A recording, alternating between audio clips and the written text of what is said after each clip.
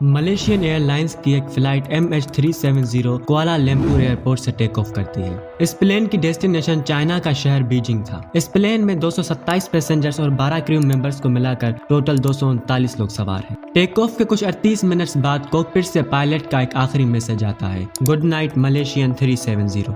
और इसके कुछ ही लम्हों बाद ये फ्लाइट रेडार से हमेशा के लिए गायब हो जाती है। 239 लोग बगैर किसी क्लू और निशान के आसमान के बीचों बीच हमेशा के लिए गुम हो जाते हैं। और आज तक किसी को ना तो उन 239 लोगों का पता चला और ना ही ये पता चला कि उस रात उस प्लेन के साथ क्या हादसा पेश आया था। ये कहानी है दुनिया की सबसे बड़ी एविएशन मिस्ट्री की। ये कहानी है फ्लाइट MH370 की। ये वाकया है 8 मार्च 2014 का, जिस दिन इस प्लेन को अपने सफर पर रवाना होना था। ये प्लेन बोइंग 777 था और इसका फ्लाइट नंबर MH370 था। इस प्लेन को उड़ा रहे थे दो पायलट्स, जिनमें से एक का नाम कैप्टन ज़ाहरी अहमद शाह था, जो कि 53 साल के थे और बहुत ही एक्सपीरियंस पायलट थे। दूसरे थे एक को पायलट जिनका नाम फारिक अब्दुल हमीद था, एक 27 साल के जवान आदमी जिन्हें 7 साल हो चुके थे पायलट बने हुए। प्लेन की सारी चीजें चेक हो चुकी थी और ये रनवे पर टेक ऑफ करने के लिए तैयार था। रात के करीबन 12:41 पर यह प्लेन रनवे से टेक ऑफ करता है। इस फ्लाइट की ड्यूरेशन 5 घंटे और 34 मिनट की होने वाली थी, लेकिन फिर भी इस प्लेन में इतना फ्यूल भरा गया था कि यह प्लेन तकरीबन 7 घंटे और 34 मिनट तक उड़ सकता था। ज्यादा फ्यूल भरना किसी भी फ्लाइट के लिए एक नॉर्मल बात होती है कि अगर सफर के बीच में प्लेन के साथ कोई भी मुश्किल पेश आए तो ये ज्यादा फ्यूल काम आ सकता है। टेक ऑफ के कुछ 38 मिनट्स के बाद 1:19 पर कुआलालंपुर के एयर ट्रैफिक कंट्रोल की तरफ से एक मैसेज आता है, जिसमें वो कहते हैं मलेशियन 370 कॉन्टेक्ट हो ची मिन 120.9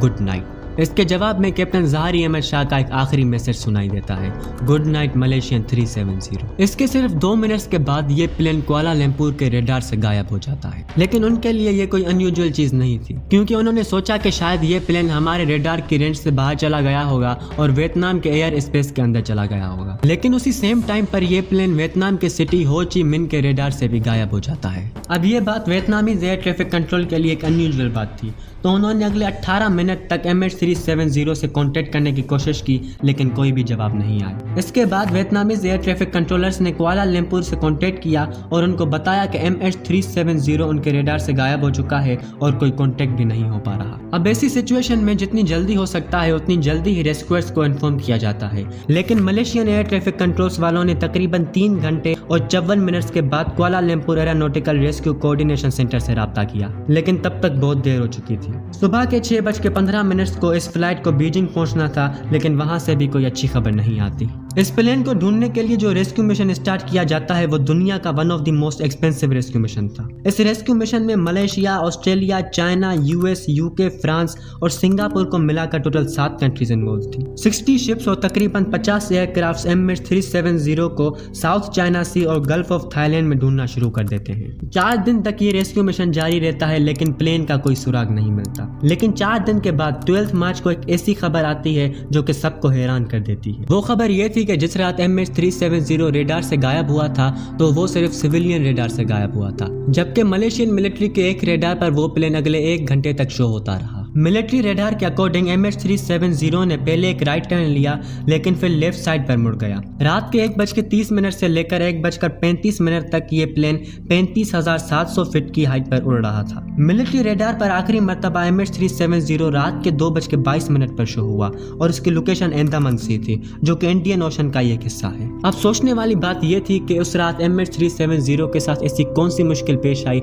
जो कि वो मलेशिया वापस आना चाह रहे थे, अपनी डेस्टिनेशन के बिल्कुल अपोजिट में। यही बात जानने के लिए अब रेस्क्यू टीम्स ने स्ट्रेट ऑफ मलाका और अंडमान सी की तरफ सर्च करना शुरू कर दिया, लेकिन बहुत ढूंढने के बाद भी उन्हें ना तो प्लेन मिला और ना ही ऐसी चीज जो कि प्लेन से वाबस्ता थी। लेकिन फिर 15 मार्च को रेस्क्यूअर्स को बहुत ही चौंका देने वाली खबर मिलती है। डिसअपीयरेंस की रात MH370 सिविलियन और मिलिट्री रेडार से तो गायब हो गया था, मगर एक इनमारसात नामी सैटेलाइट से कांटेक्ट में था।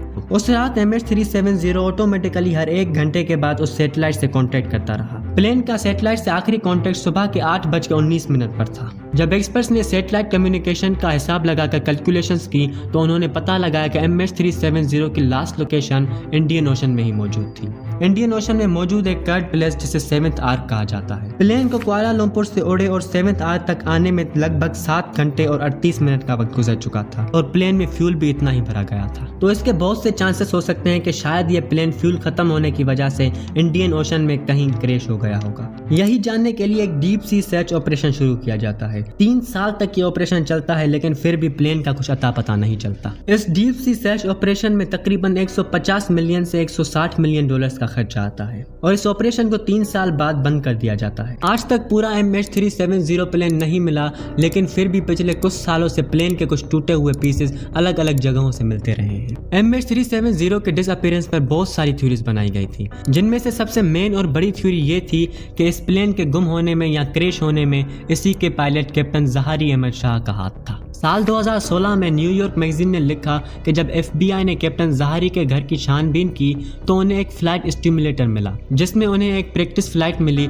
जिसका रूट तकरीबन वही था जहां MH370 के क्रैश होने के चांसेस ज्यादा थे। साल 2020 में ऑस्ट्रेलिया के एक former prime minister Tony Abbott ने एक डॉक्यूमेंट्री में क्लेम किया था कि मलेशियन गवर्नमेंट के कुछ टॉप ऑफिशियल्स शुरू से ही समझ रहे थे कि शायद MH370 के disappearance pilot captain Zaharie Ahmad Shah की तरफ से किया गया, लेकिन इस चीज़ का 100% प्रूफ नहीं मिला कि ये काम कैप्टन ज़हारी अहमद शाह का था। इन्वेस्टिगेटर्स के मुताबिक MH370 के कम्युनिकेशन सिस्टम अचानक बंद हो गए थे और इन्वेस्टिगेटर्स का कहना था कि शायद ये सिस्टम मैन्युअली ऑफ किया गया होगा या कोई पावर कट हो गई होगी। एक और थ्योरी के मुताबिक प्लेन में ऑक्सीजन की कमी हो गई होगी और पायलट्स और पैसेंजर्स बेहोश हो गए होंगे और प्लेन घंटों तक ऑटो पायलट पर चल रहा होगा और जब उसका फ्यूल खत्म हो गया तो वो कहीं पर जाकर क्रैश हो गया हो। लेकिन ये थ्योरी भी नहीं मानी जाती है क्योंकि उस रात MH370 ने बहुत ही प्रिसाइज टर्न्स लिए थे जो कि बगैर पायलट के मुमकिन नहीं हो सकता। MH370 के बारे में जो भी थ्योरीज बनाई गई थी उनमें से कोई भी थ्योरी 100% प्रूफ नहीं हुई।